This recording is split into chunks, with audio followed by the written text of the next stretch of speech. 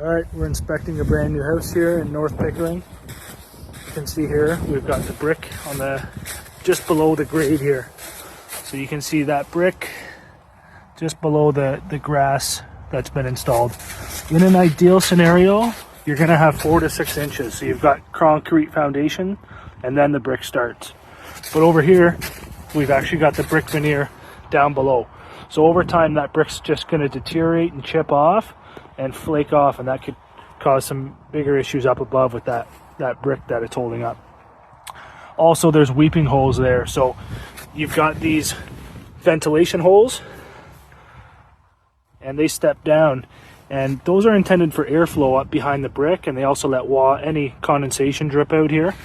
And now they're buried underneath that grass. So pretty big issue with this wall assembly. And so the repair is going to be installing concrete block here, so removing these 2 courses of brick and extending this foundation up the 6 inches, and then having the brick above start.